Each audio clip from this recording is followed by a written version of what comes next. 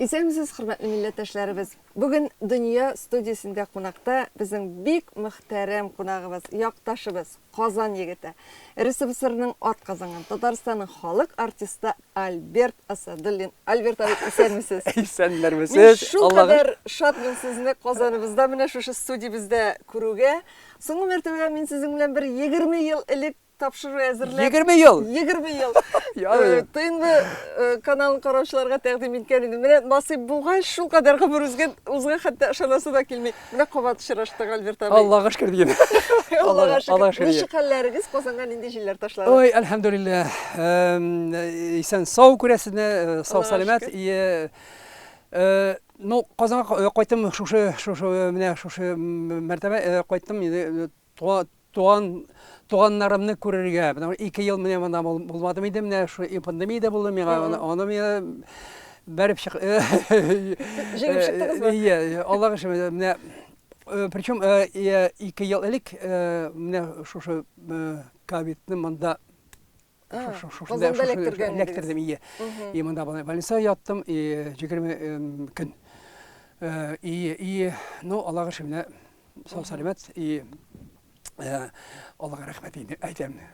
Иң беренче. 2 ел булмадым, и менә сагынып кайттым инде җаным, беләсезме? Сагынып кайттым. Казанны, туганнарымны, шулай ук менә минем кайтуымның менә бер ягы, тагы ул бик зур ягы. Әнием, әтием авылларына менә видан сүтеге, как урышайда малый хатш дип әйтәләр. Менә шунда менә кайтам дип килдем. И иртәгә, илемнә берсен көнгә, алла берсә шунда булып, Ленинградтан да, Петербургтан да инде шалтыратып аларга Оргада, әнием Ордан, Балташтан районын. Шунда туган, шунда үсеп, шунда кияүгә чыгып, менә әтиемә шуна сугыш вакытына кадәр шунда торганнар, и сугыш вакытында анда булган әнием. Инде апайым, улуг апайымның үлте, 39 елда шунда авызда туды. И әтием Шапшардан, Балташтан бер якка әнием,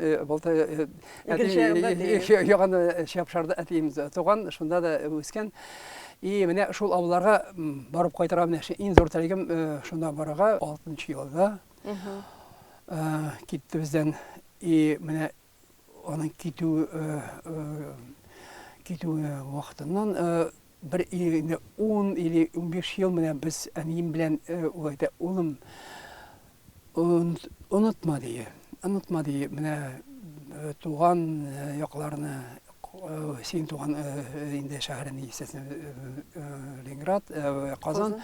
Менә әйдә син бит әле кашын идем, менә кичкенә вакытлардан һәр бер җәйнең вакытларында инде обязательно шуны менә кайтып әни белән шунда булдым. И Орда да, и Шапшарда да, и Малмырда да. Малмырда Кировский областы шунда әниемнең апайы тора ди. Хәдичә апа. Вот шунда да барып, шунда җәйләрне шунда уздырып, теге малайлар белән, туганнарым белән шунда теге Шушмада кыйынып, Вяткада да, в общем, но менә шунда барам инде, Аллага тапшырып. Сагынып аларны да, алар сагынып китәләр инде менә, менә шундый шатлык мине. Альберт абый, ул бит менә гомер узган сайын, ничектер узган гомернең рәхәт мизгелләре, матур вакытлары күбрәк сагындыра башлый, бит. Ул әле җырчы булмасаң да, кайчагында шулай авылга кайтасың да, балачак сукмаклары буенча йөрисеңдә ниндидер җырлары җырлап җибәрәс килә. Менә сез үзегез сагынганда, менә шундый күңелләр ничектер айкалганда, ниндирәк җырны моңланырга яратасыз? Бармы менә шундый вакытлар? Бар инде, бар. Бар, иң яраткан җагым, менә шул якларга менә күзләрне җумып күрәм аны. Күрәм әниемнең орын күрәм, шишмәне күрәм. Алар шушы вакытка кадәр ул чишмә менә шунда ук суны алып, хәзер конечно водоснабжение бар инде аларның теге. Но менә шундый чиләкләрне алып теге Шишмә буйларына Шишмә барган барып, вакытлар әйме? Обязательно менә кайтканда шунда чишмәгә барам да менә әйтәм үземә, вот менә бу шишмәдән минем әнием дә, аның минем әбием дә, аның менә бөтен поколение менә шунда килеп суны эчкәннәр бит инде. И менә шунда барам. И шуны менә шуны күреп, шул уйлар белән менә әйтәм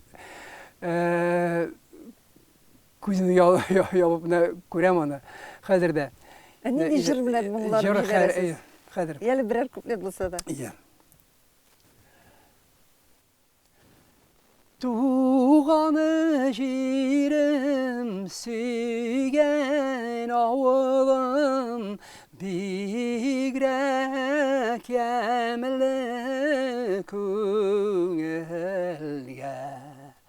Қая илләрдә яшәсәм дә unutulma ömürge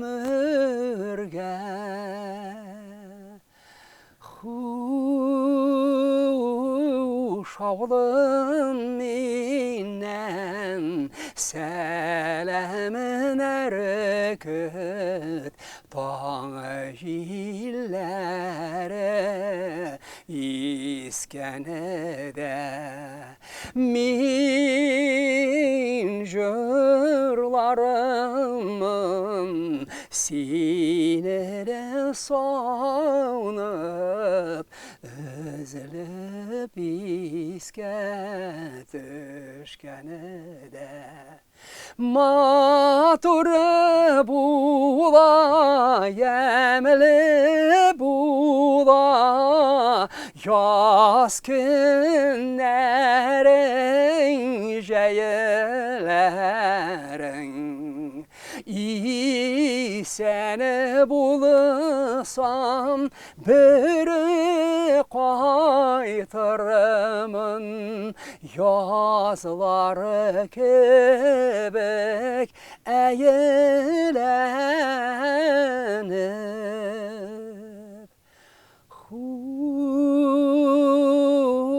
Huşağlım minen sələmin ərküt Tağı jilləri iskənədə Min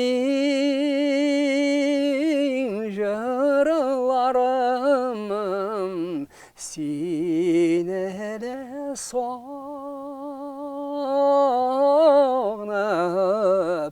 Özülüb iskə düşkənədə Fəlsəfəni olay nişik генә бер галама. Берәр генә эш нәрсә бар. Иң зур шушы дөньяда. Туган телем, туган ана. Шулай, Альберт абый. Шулай җаным, ие. Шулай, афәрин, шул хәтле батыр җырлыйсыз. Менә Альберт абый, мин бер укыган идем. Сез бала чактан музыканы яратмагансыз дип. Аннарысы архитектор булырга укыгансыз, әйме? Аннарысы ничектер менә музыкага кирип китеп, җырлап, һәм гомумән музыка дөньясына шумгансыз. Бу чынлап та шулаймы? Сез башта музыканы яратмадыгызмы? Чынлап. Ну, бик совсем чынлап түгел иде. Мин туган вакытымда да инде яраттым. Бәлки бит минем әнием нәрсәгә эшләмәсә, Бәрәңгедә шөй татканда да аш ясаганда нәрсәгә теге бәйләп нәрсәгә утырганда нәрсәгә эшләмәсә нәрсә булса да нинди булса да халык кине ул менә җырлап эшләйдер я. И шуны телисеме, ну ул бит башка керә, башка керә, күңелгә керә, йөрәккә керә ул. И менә шулай булып, менә мин шул атмосферада, шул менә тудым да, шуны киченә вакытта менә аны әниемнең көйләрен, җырларын ишетеп үстем бит инде. И бәлки Таушында булган минем. Таушында мен кичине вакытында булган. Минем апайларым бит Люцияда, Луизада алар теге 27-нче школада теге безнең Суконкада теге пабликин урынын бауны или эсперанто или эсперанто. Шулай булган. Менә шунда аннар миндә шунда күчтем 43-нче школны бетереп 4 классны бетереп теге Хали Токташта школа булды. Алар менә школда укыганда инде алар дуэт все сестер Асадульных, как в Америке там сестры Берри. Да, дуэт сестры Берри. Шулай җырлыйлар. Да. Алар шундый матур җырлаганнар, ике тавышка шундый. И урыша и алар они были очень известны уже стали и в таком районда да такая и аларны интегенде мандада тагып теге бөтен концертларга школ концерты район концертына да и теге шәһәр концертларына да аларны иде чакырып и миңа аптырыйлар теге мен школга килгәч как вы ваши сестры вот тут учились и они так прекрасно пели а все проблемы в этом проблема была минем мен бик шундый татарча я был ужасно стеснительный. Ялшан иде. Ялшан иде. Шундый малый хәзер ялшан. Мен ялып не җырламадым. И поэтому по пению у меня была двойка. По пению была двойка. Менә ничек булган. Ана училищега килгәч, мен художественная школада укыдым. И шунда инде әкренләп инде җырлый башладым. Мин әкренә. Анда самодеятельность булды, теневой театрында.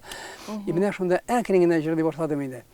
Вот, ну бөтен малайлар менә 13-14 яшьтә инде безнең теге шул вакытлар инде бар диде там и Высоцкий, Виз бар там, Кляшкин, Кулкин да студенческие теге песни, студенческие җырлар, студенческие җырлар. И мин дә шуны әкренләп инде гитара алып җырлый башладым. Но не для обозрения, но не для показа на кино. Алла закасын, нет, стесняюсь, чтобы выйти на сцену. О, кошмар. Вот, и но безнең арасында, үзебезнең арасында, естественно, уже в студенческой среде мин җырлый башладым әкренләп. Но инде академияга менә Ленинградка килеп, инде шуны экзаменнарны в общем, поступив в академию, мы создали, без ясадык беренче безнең группаны. Рок-группа.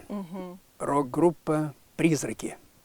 Гениальное название. Ул заман өчен, Альберт абый, ул заман өчен рок-группалар, алар бит инде бик сирәк күренеш, совет заманы бит инде. Юк иде, бик күп юк иде. То есть где-то в Ленинградта безнең бер, ну, 10 группа булгандыр иде. Ул аз инде шул вакытларда инде, если алса булсам Ливерпуль там или там Лондон, Ливерпульдә гына там Битлз, они были там где-то даже в десятке их не было. Вот. Но он да 100 булгандыр, может быть, 200 булгандыр группа шул вакытларда иде. Ну, где-то вот шундый известных было где-то 10 групп. Вот. А наша группа, безнең группа, ул была академическая, безнең академиядан. Но без тиз шундый безне белә башладылар, и безнең теге институтларга да чакырдылар, и разные шунда, и постепенно очень мы стали известными. Альберт абый, менә сезнең шул вакытларда ничектер ул менә язмышның бер сынавы булганмы, нәрсә булганмы? Сез менә шул чорларда рок операларга да соңрак кирип китеп әйме? Аннарысын эстрадада сез бит ялгышмасам Золотой Орфей дигән фестивальдә лауреат булып беренче урыннарга чыгып әйбит эстрадада үз концертларыгызны куя башлап. Менә сезнең шундый без балачакта да хәтерлим әле, сез шул кадәр популяр кайнап яши торган шундый тормышта идегез, әйме? Үзебезнең менә татар кешесе ул вакытларда күңелгә ничектер якын булган, каядыр менә Мәскәүдә, Ленинградта, телевизордан, әлдән әле сезнең чыгыш ясауларны күреп, аннарысын менә бу рок-операларда сезнең чыгышларыгызны күреп, әйме? Менә бу тормышның кайнавын, үзегезнең популярлыкны сез аңладыгызмы ул заманда? Иң беренче вакытларда аңламадым бердә. И гомер буена менә теге аннары да и бер ялда үтте. И уже 3 yılda, 4 yılda. Она... Я не пафосный человек. Мен ойладым, аңладым мен ана, что да, мен такой популяр жаршы.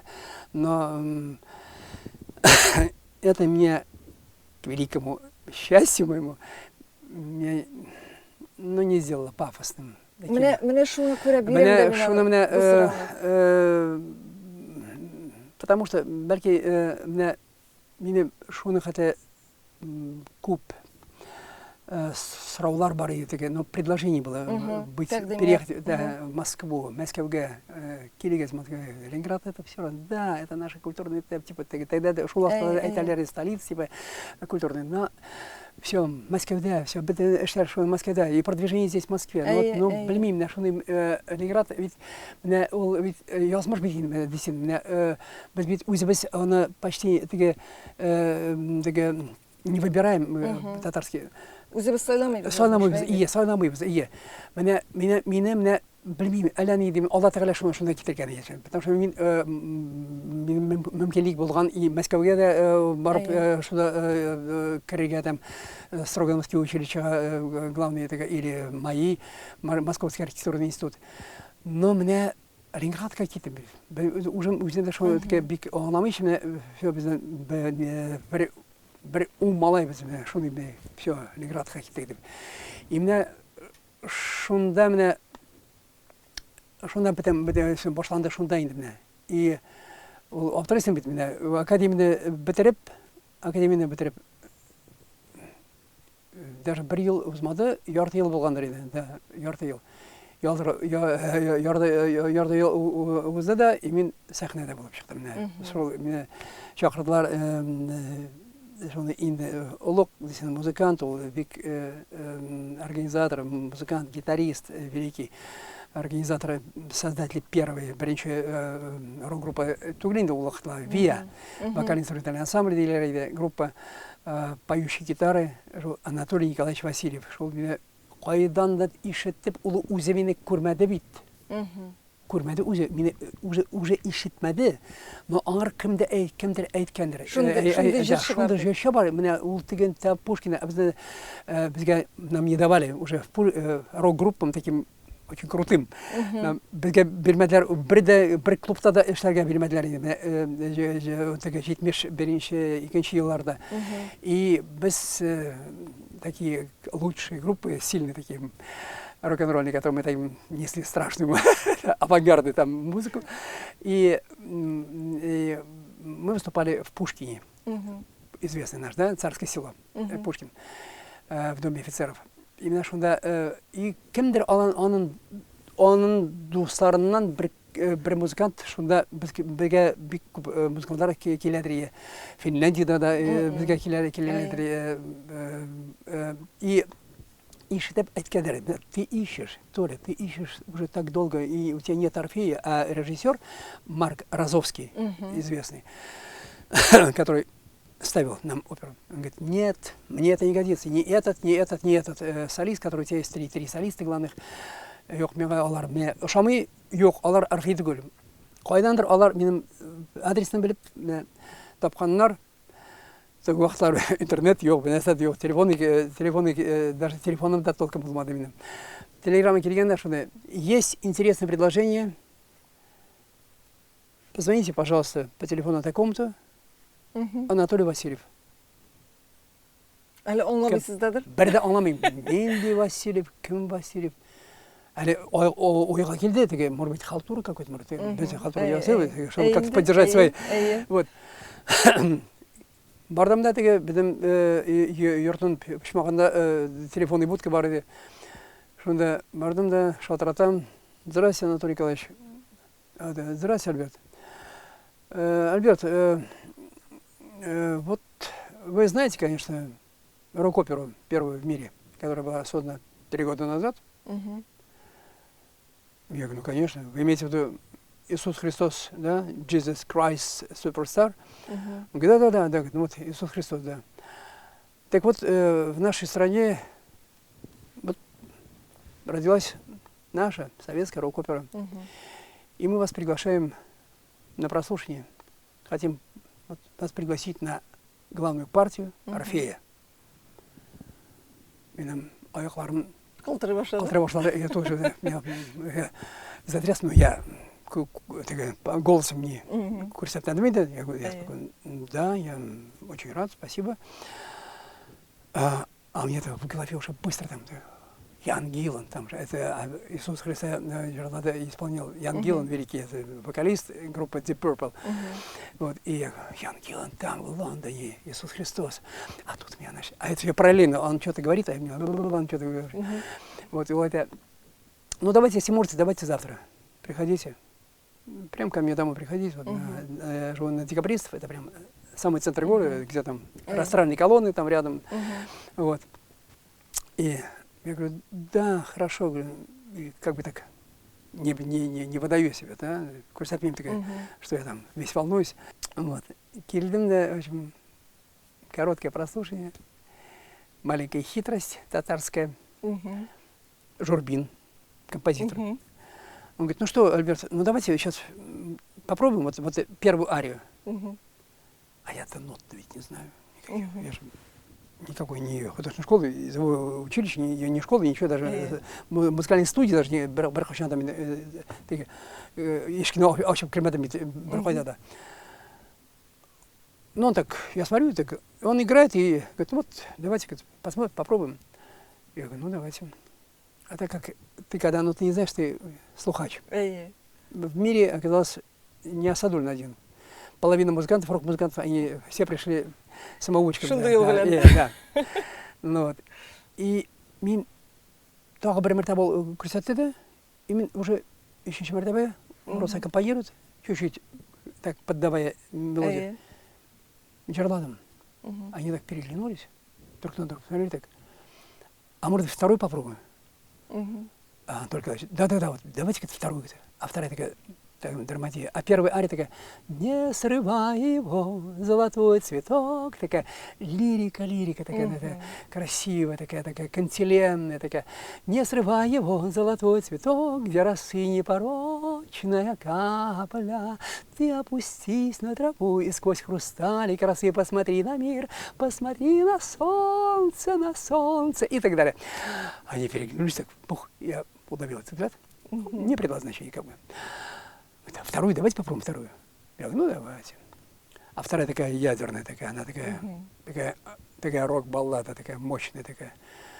Потерял еврей, когда он, Орфей, все потерял, он опустился там, все, потерял свою любовь, свою песню, которую подарил ему Эвридика, да? И вторая. Потерял я Эвридику, погубил любовь. Драматическая, она актерская такая. Погубил любовь мою, раб судьбы своей великой. Я один в ночи стою. Эвридика, лик твой нежный скрыла мгла, и птица белая поникла, каплет кровь, бум-бум-бум, бум-бум, бум-бум, бум-бум-бум, из-под крыла. Я спел, они так, вы завтра можете прийти на репетицию? Я говорю, завтра нет. А послезавтра, я говорю, нет. У меня диплом, говорю, сейчас я говорю, защищаю, последний, говорю. И потом у меня распределение, говорю, я должен идти, говорю, вот в институт, куда я уже получил распределение, говорю, в первую мастерскую Ленпроекта. Архитектор ведь? Я художник ответа. Вот, и они, как, вы не можете приступить? Я говорю, нет. Полгода еще примерно шло мое открепление через Министерство культуры, там все такое.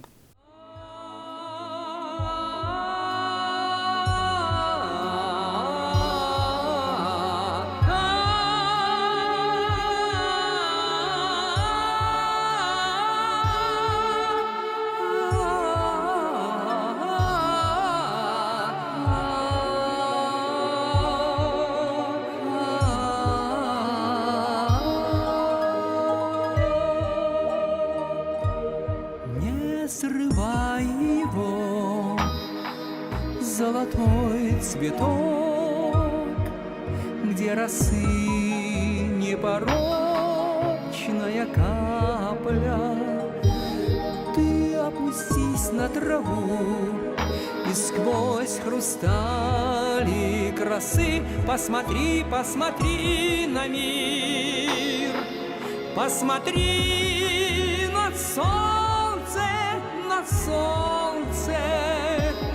Чистой капли росы тает радуга. Чистой капли росы тайна радости. В этой маленькой капельке росы озеро, целое озеро, целое озеро, озеро, озеро нашей любви.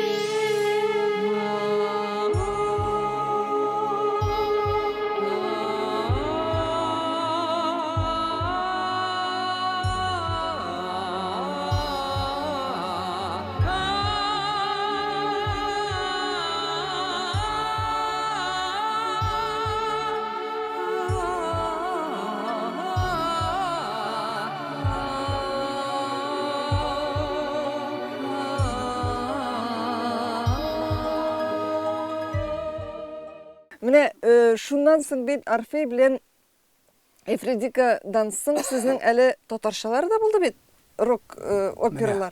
Мәгъди булды. Аннары соң Ярактагы кәкүк тавышы булды, бит. Шулай иттереп сез менә рок опера өлкәсендә чынлап та үзегез әйткәнчә беренче җырлаучы үзебезнең татар егете әйме.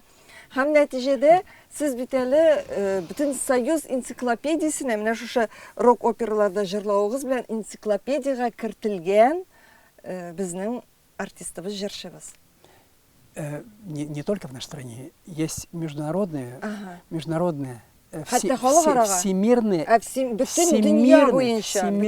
называется Всемирный International of the World of Music, folk, jazz, pop and rock music. Всемирная энциклопедия folk, jazz, поп и рок музыки, куда входят выдающиеся имена 20-го столетия. Ну, наверное, и 21-го. Альберт абый, менә шушындай, мин сезгә менә хәзер кабаттан, сез мин пафослы кеше түгел дип әйттегез, әйме, кабаттан әйләнеп кайтам шушы сорауга. Сез рок опера өлкәсендә беренче имет. Әйбит, бөтен Союз күләмендә оештырылган конкурста Золотой Орфейда беренче җиңүче сез, әйбит. Аңа карамастан тагын да сезнең уңышларыгыз бар. Ничек сез менә барыбер шулай һәр кеше белән сөйләшеп, гади булып, ничектер менә үзенә бер төрле кешелекле булып кала алдыгыз? Үзем аңламыйм, җаным. Аңламыйм. Ну, ул бит инде менә шул әнидән дә, әтидән дә тамырларыбыз шундый инде, менә теге әним һәрвакыт әйтәдер, улым карамалы, теге татарча не возгордись. Горурланып, артык горурланып. Менә тәкәбберләнеп китмә дипме? Бәлки менә ул әйтәдер, эмоцияларны үзенең эмоцияларны бер качан күрсәтмәде ди улым ди. Безнең мусульманча ди. Без менә даже шундый шатланып нәрсә күрсәтә ди. Шундый менә с восхищением. Сокланып шуны мен күрсәндә не может быть это картина или это спектакль или җырны бер качан да күрсәтә ди мен. Дип. Тыныч булып кала белергә. Тыныч, сдержанно. Внутри, может быть, у тебя так все там бурлит, кипит от восторга. Но только, может быть, именно и якын кешеләргә шуны әйтә аласың ди. Но менә күрсәтмә ди. Достоинство. Спокойно, достоинство. Простота и достоинство. Простота тоже имеет свою грань. Да, или это? А король или принц, по истории, да? Это всегда, вроде бы и простота, но достоинство высокое. Вот это. Сокладим на шунды состояние. Или бек зор қайғы болса да дей. Тоже көрсетмеді. Сабыр было. Сабыр болды. Сабыр болды. И опять-таки это горе, да. Это, может быть, это какая-то беда большая или несчастье. Но сдержанно, спокойствие, чтобы было внешне. То есть, в любом случае, достоинство. Мен шуннандыр болды. Анар уақыт анда міне ұзап етінде біз ұлайы барабыз, қортайып да барады келініп шына. Жоқ, это міне, ну, и өтіге мудрость. Зиректілік. Зиректілік келе, келе бет ол, кіре ол. Кімге ертәрек, кімге ол соңырақ келе. Кімгедір бүтінлей кірмей. Шулай да бұлай. Ну, міне, шуннан да келе бет ол. А ол міне, шул өзінің уақытты келгеш кіші шулай міне и духовностьке міне, да? Аллаға келе. Оны бит нәссәген әйтмәсән, нишкене оны шақырмасан, әйдә мәшкә кіргелі, әйдә кіргелі, әйдә достым, әйдә қызым, или олым, кіргелі. Йоқ, ол көрерге тиеш. Аңар, деге, пример. Мисал. Örnek bulurga тиеш. Аңар син көрсәтергә тиеш. Әмин туған вақытымнан, менә әнимнен, менә намаза басып, менә шуны көріп, ол әрбір күннен де Күрәнне алып, шуны көріп, аның оқуын yazып, ол көңіле кіріп, йөрәккә кіріп, ол аңама кіріп, тіләмәсәм де ол кірә бит инде. Шулай бит инде. Альберт абай, менә теге ничектер замана уза, ул бит иҗат дөньясындагы кешенең дә, артистның да менә шул ниндидер бик кайнаган заманнары була. Аннарысын ничектер теге диңгездә тырып калган шикелле, инде артист тормышында да иҗат дөньясы да ничектер үзенә бер төрле тынычланып, тынып кала, әйме? Менә бүгенге көндә юкмы? Юк. Алайса ничек? Бер мәртәбә шул бер интервью вакытында, это не грех, то, что я повторюсь, скажу. Шундай юк, шундай сорау булды. Это вот как вы относитесь, ну, обращайте инде, в Ленинграде было, Ленинграда было интервью. Я о вас знаю все, я вас прочла все, это еще было до интернета. Но вот скажите, вот как вы относитесь, что такое для вас жизнь? Простенький вопрос. Проще некуда. Беренче карашка. Что на этом в кавычках это. И мне это жизнь это река. Такая пришла мысль. Просто аналогия. Я говорю, жизнь это река. И каждому дается своя река. Вот если мы посмотрим на карту, мы посмотрим или поднимемся над землей высоко-высоко, или даже как из космоса мы видим сейчас, да, какие кадры. Вот перед нами наша Россия. Много-много-много рек. Сотни, миллионы рек. Есть великие реки, Волга, там Дон, там, не знаю, там Днепр, там Лена, Ока, там и так далее, и так далее. Есть средние реки, другие, есть мелкие реки, тогда. Одни длиннее, другие короче. Каждому дана своя река. Река имеет источник. Откуда даже Великая Волга, вот такой источник. Булькает и дай бог миллион лет еще будет булькать. А тут появляется тоненький ручеек. Это мы еще ползаем. Дальше она расширяется, она полноводнее становится, она извилистая. И вот она идет. Вдруг пороги какие-то появились. Трудности какие-то в жизни. Мы их проходим. Где-то царапает на что-то, какое-то. Мы плывем. Если нам потом ума хватает, мы делаем лодку. Или покупаем ее, зарабатываем. Да? И уже плывем на лодке уже. Потом еще что-то. Появляются новые пороги, какие-то новые сложности. Потом что-то река разветвляется, мы думаем, куда идти-то? Если мы вдруг не туда пошли, а такое бывает, оттуда сверху так по попе тебе. Говорит, ты не туда пошел, парень. И ты, а там оказывается заводь, а там оказывается просто что-то превращается, просто болото какое-то там, заводь. И ты обратно идешь, потому что говорит, ты не туда пошел. И ты возвращаешься опять в русло реки. И ты идешь по этой реке, потом ты покупаешь еще моторку, еще быстрее идешь по этой локе. Вот. Потом у реки есть правый и левый берег. И вот, как говорят, да, в народе говорят, правый человек, он правый, он правильный. А левый что-то он там что-то не то, да.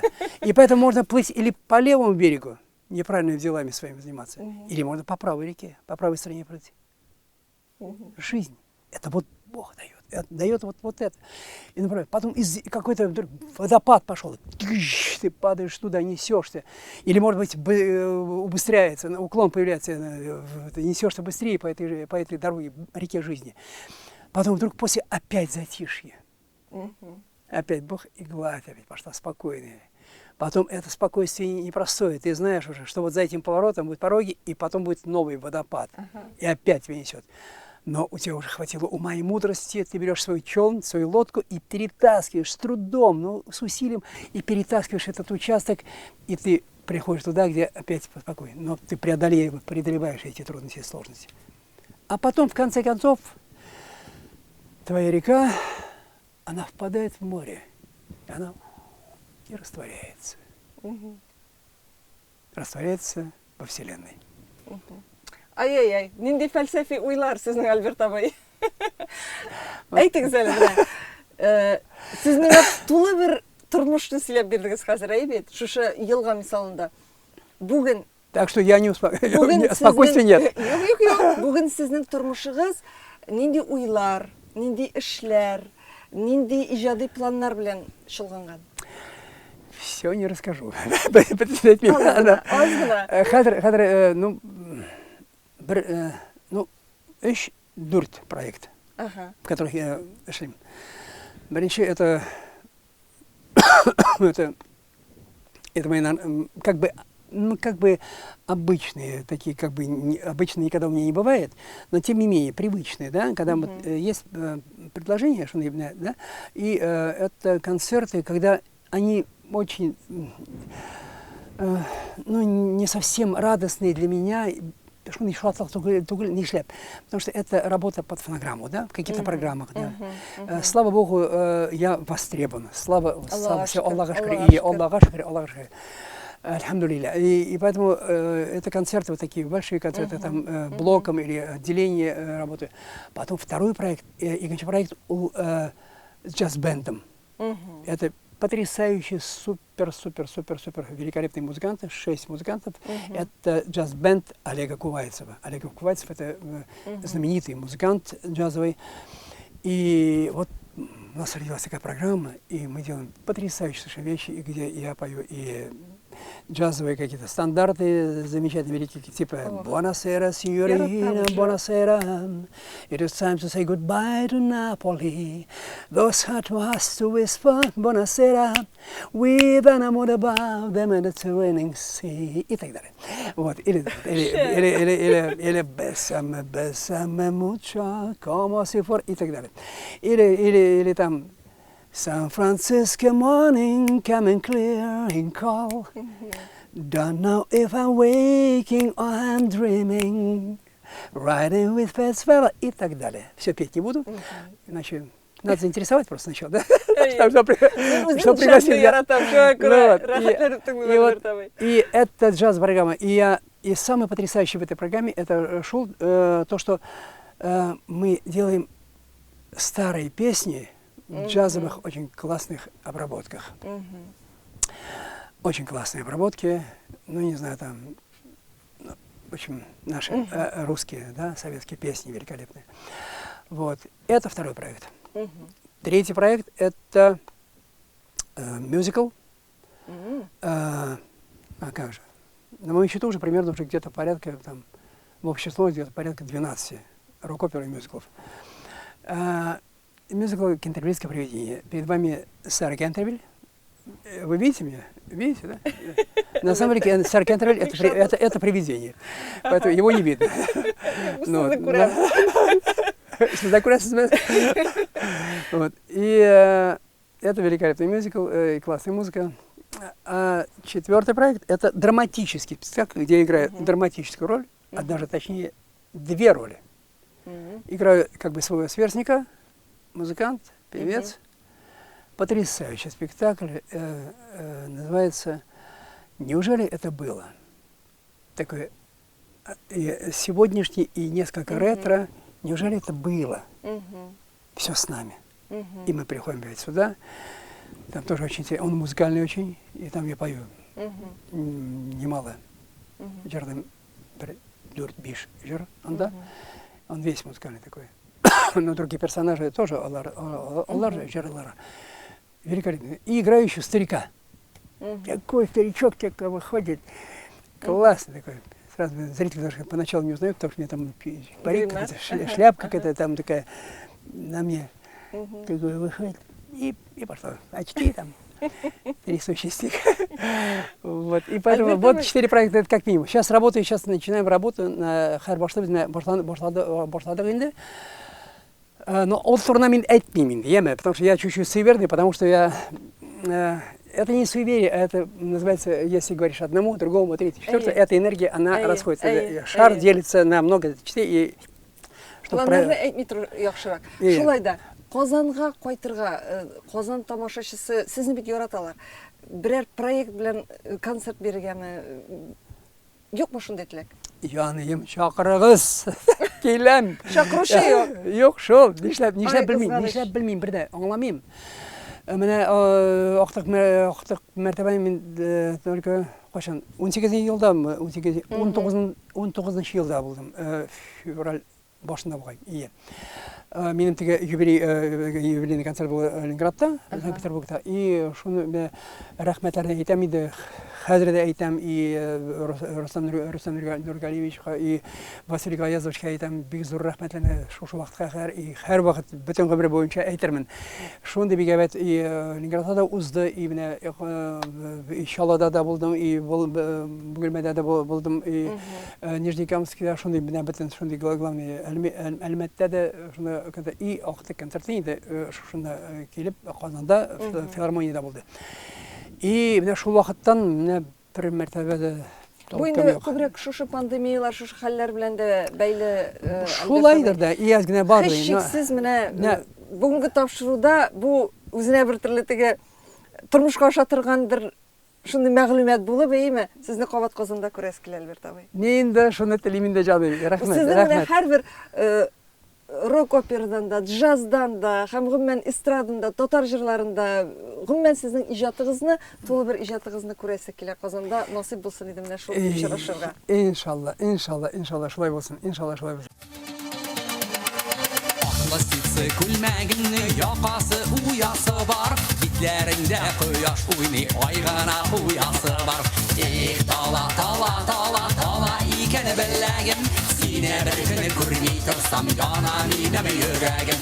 Их тала ике беләгем, нигә тала, нигә яна икән минем йөрәгем.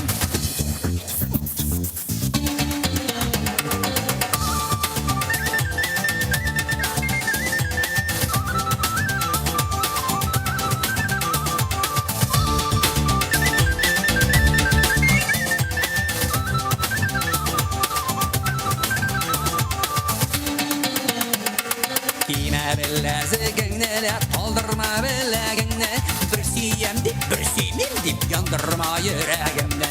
Их тала икән беләгем, сине бер көнне күрми торсам, яна минем йөрәгем.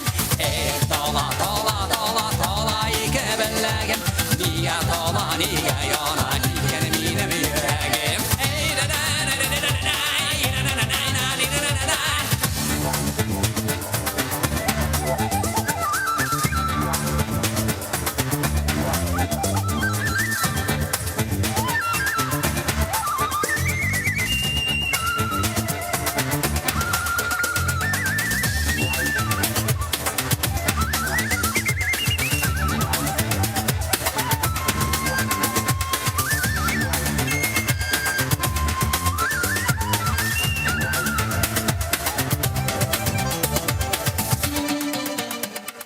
Альберт абай, тамашачыларга сезгә ничә яшь икәнен әйтмибез. Ә шулай да менә без әйтәбез бит, кешенең бар яше һәм бар биологик яше диебез. Сезнең йөрәгегез бүген ничә яшьтә? 45. Афәрин.